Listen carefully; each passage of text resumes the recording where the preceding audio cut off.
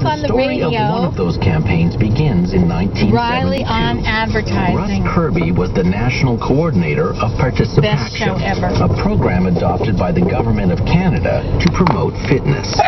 While reading a book comparing fitness levels from country to country, he noticed that Swedes ranked first, with Canadians well down the list. Looking deeper, he noticed that some 60-year-old Swedish men share the same fitness level with Canadian men half their age. What a powerful idea. When the Canadian Football League offered free TV time just prior to the second half of its broadcasts, Participation wove the idea into a landmark 15-second ad, simply showing two men jogging along a trail. These men are about evenly matched. That's because the average 30-year-old Canadian is in about the same physical shape as the average 60-year-old Swede. Run, walk, cycle. Let's get Canada moving again. This message is brought to you by the CFL, CTV, and its sponsors for Participation. That idea spread rapidly across the country, hitting Canadians in the face like a cold splash of Gatorade. It even ignited debate in the House of Commons and caused many a Canadian to do some navel-gazing.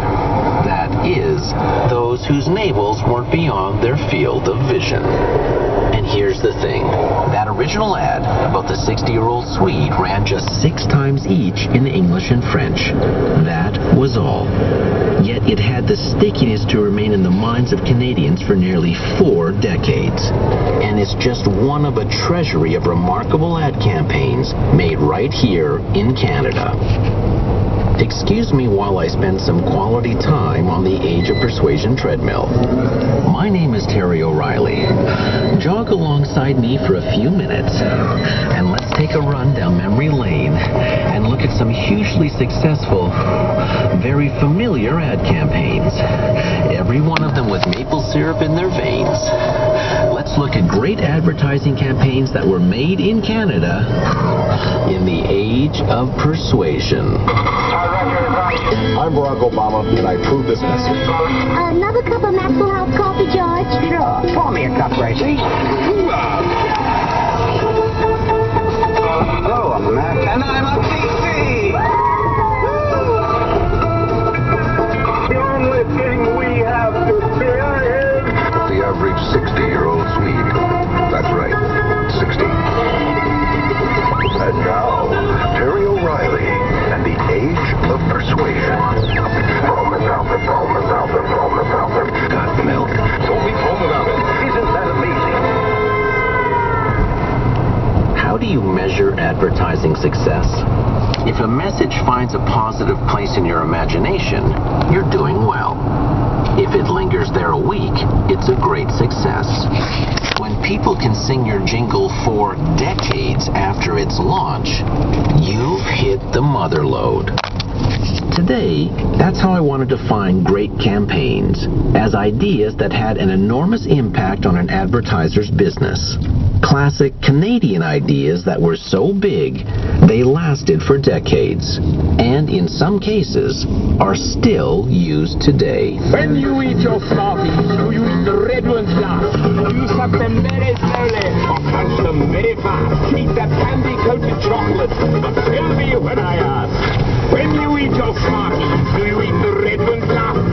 When you eat your smarties, do you eat the red ones last? Do you suck them very slowly or crunch them very fast? Eat that candy-coated chocolate, but tell me when I ask. When you eat your smarties, do you eat the red ones last? This story began in 1969. That year, the Montreal Expos played their first game at Gerry Park. The American oil tanker Manhattan sailed the Northwest Passage, escorted by the Canadian icebreaker John A. Macdonald. Farley Mowat published The Boat Who Wouldn't Float. Gary Gray was a senior copywriter at Ogilvy and Mather in Toronto. Roundtree was the client. Smarties was the brand. The ad brief for Smarties tells you a lot about the times. It was aimed at kids, but also at grandparents. The thinking was this: kids love Smarties, but grandparents bought more candy for their grandkids than parents did. The fact Smarties was multicolored and in many pieces also appealed to grandparents, who recalled similar confections from their youth. It also speaks to how much closer grandparents were to grandkids back then. I can't imagine an advertising strategy today that would include both grandparents and kids. With that, Gary set about thinking how best to advertise Smarties. One day, he took his 2 young daughters to the park to play. While they were in the sandbox, eating some Smarties, one of his daughters took a red one out, licked it, and started using it as lipstick.